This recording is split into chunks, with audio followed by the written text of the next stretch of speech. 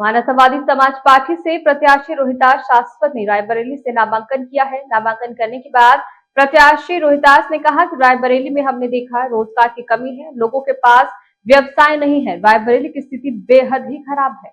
नामांकन करने के बाद प्रत्याशी रोहितास ने कहा कि रायबरेली में हमने देखा है रोजगार की कमी है, लोगों के पास व्यवसाय नहीं है, रायबरेली की स्थिति बेहद खराब है, रायबरेली में कंपनियां बंद पड़ी है, रोजगार के लोग पलायन कर रहे हैं, इस वजह से रायबरेली से चुनाव लड़ने का प्लान बनाया गया है।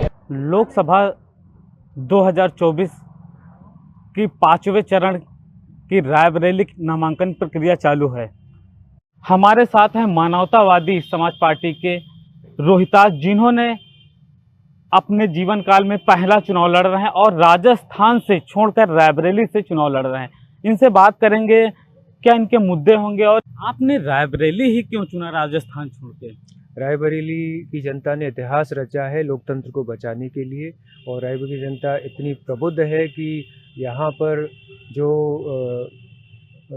लोकतंत्र के मूलभूत तत्व हैं, जिसमें कि आम आदमी को ताकत देने की बात आती है, और शासन प्रशासन में जैसे कि दखल जो होता है जनता का, वो होना चाहिए। इस बात को मैं समझाने के लिए जनता के बीच आया हूँ, और जनता में विश्वास जगाने के लिए कि जब शासन अपनी लिमिट्स क्रॉस करके अन्याय पर और तानाशाही पर संरंग बन के पेश आता है और जनता के शोषण के लिए कमर कस के उतर जाता है, तो जनता भी कमर कस के उसको ज़मीन से पर कॉलर पकड़ के उतारने के लिए माहिर है और सक्षम है, यह बताकर रहेगी जनता। आपका पहला चुनाव है और आप रायबरेली से कांग्रेस के गढ़ में चुनाव लड़ रहे हैं, और इस कांग्रेस का गढ़ है और आपको चुनौती नहीं लग रही है? और क्या मुद्दे होंगे आपके? देखिए, लोकतंत्र है, ये बातें जो गढ़ वाली बातें हैं, राजतंत्र है, और अगर गढ़ की बात ही करें तो जनता का गढ़ होता है, और जनता जिसको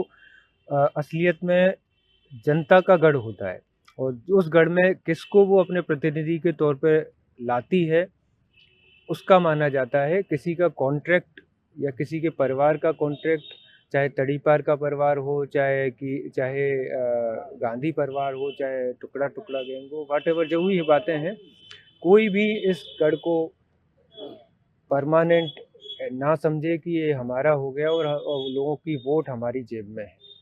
जनता समझती है, जनता समझदार है, प्रबुद्ध है। जो पॉलिटिशियंस, आज के पॉलिटिशियंस समझते हैं कि जनता को बेवकूफ़ बनाया जा सकता है जुमलों के द्वारा या किसी भी तरह से एक्टिंग के द्वारा। बड़े बड़े जो आजकल सेंट्रल गवर्नमेंट में आप देख रहे हैं, ये कितने झूठ का सहारा लेके मीडिया को भी प्रभावित करके अपने अंडर में पूरी तरह से साम दाम दंड भेद लेकर जनता के अधिकारों को कटौती करके जिस तरह से चाइना की तरह बनाना चाह रहे हैं इंडिया को, वो नहीं हो पाएगा।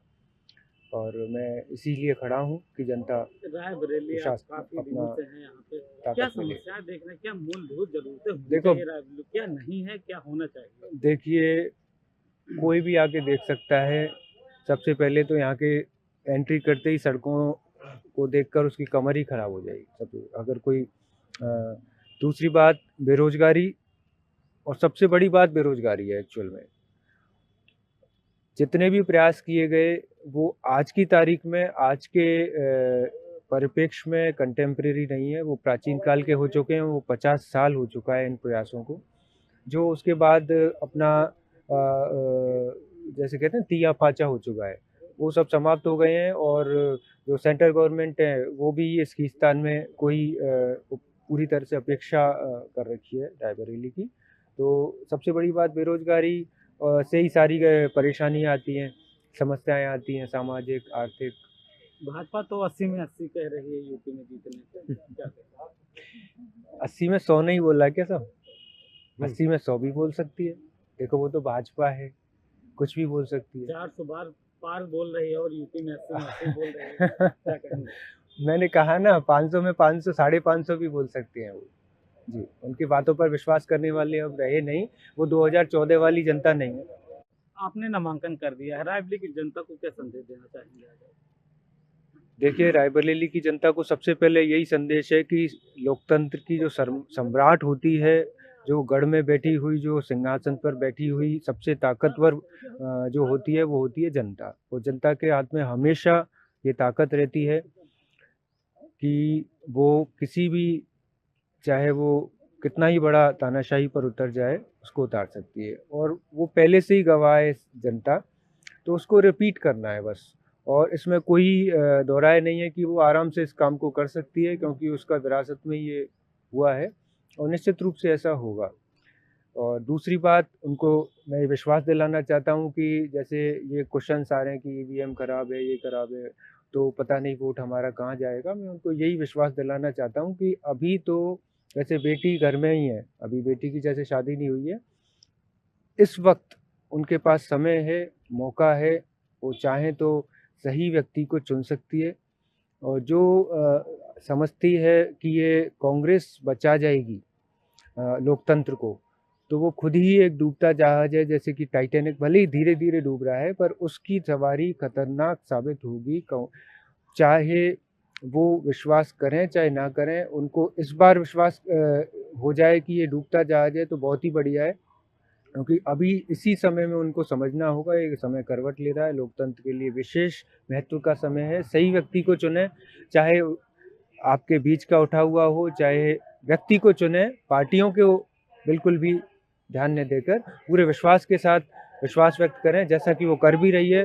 पूरे विश्वास के साथ आशीर्वाद दे रही है, विश्वास व्यक्त कर रही है। मैं लोगों से मिल रहा हूँ और स्पष्ट रूप से मुझे ये आशा बंधी है पब्लिक के द्वारा ही कि सही व्यक्ति की विजय होगी, सत्य की विजय होगी, सत्यमेव जयते।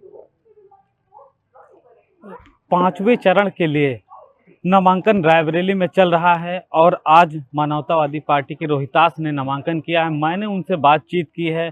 बातचीत के दौरान उनसे कई सारे सवाल किए गए हैं। उन्होंने राजस्थान से आके रायबरेली में कांग्रेस के गढ़ में चुनाव लड़ा और उन्होंने ये भी बात करते हुए बताया कि रायबरेली का जो हाल है, जिस तरह से रोजगार की कमी है, व्यवसाय की कमी है, इन सारी बातों को बात करते हुए, और उन्होंने ये भी कहा कि भाजपा के 80 में 80 सीटों पे जो दावा